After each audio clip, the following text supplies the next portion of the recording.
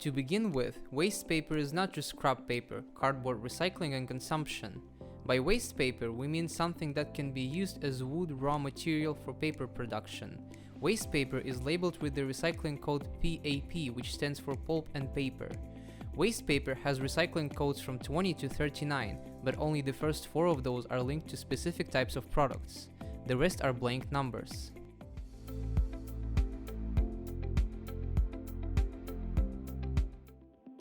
Corrugated cardboard has a recycling code 20, while ordinary cardboard has code 21. Code 22 refers to paper and code 23 is for wax paper. The first 3 categories are recyclable in most cases. Waxed paper, on the other hand, is unfortunately not recyclable due to its composition.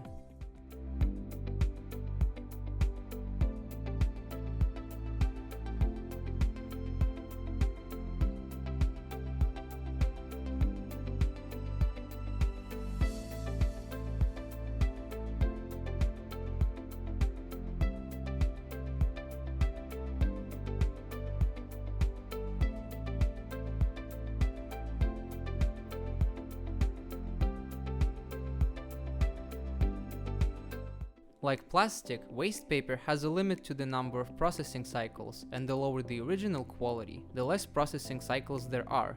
Products made from recycled paper are inferior to those made from raw paper.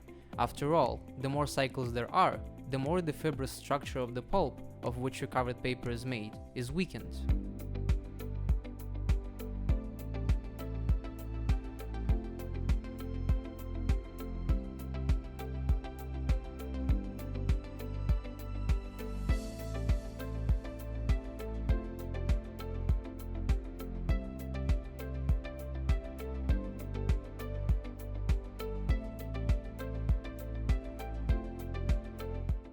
Here's the list of items that might not be accepted everywhere, so it is best to check with the Waste Reception Center in advance. In any case, it is necessary to separate plastic elements, scotch tape, various paper clips and other items from the waste paper. If you sort waste paper correctly, you can get sheets of A4 paper like this, for example. Recycled paper can also be used to make packaging, such as for dishes or household appliances, as well as toilet paper, building materials, and many more useful items. Compared to plastic, the biodegradation period of waste paper is very short, from 1 month to 5 years, but in landfill conditions this period may increase. Guess why?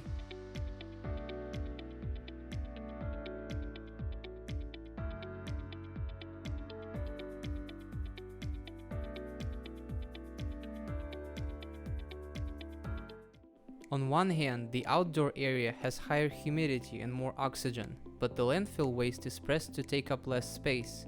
Thus, the access to moisture and oxygen is limited.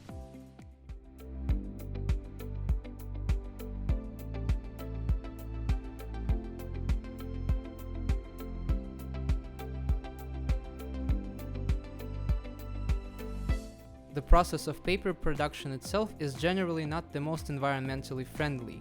Wood is often extracted inefficiently, destroying surrounding ecosystems. In addition, lots of water is used to produce paper, which gets contaminated when returned to nature. Once again, we are coming to the conclusion that it is better to reduce consumption of paper than to create all these problems. In my cheat sheet, I will leave you with a table of alternatives to the usual paper format.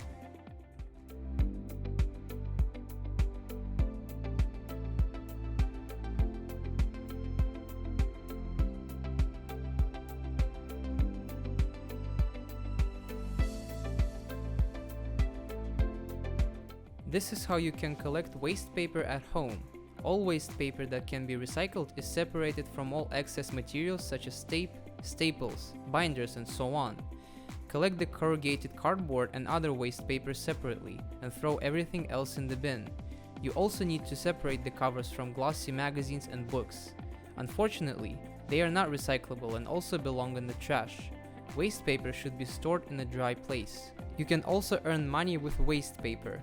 We often receive advertising leaflets, free newspapers, or parcels in our mailboxes.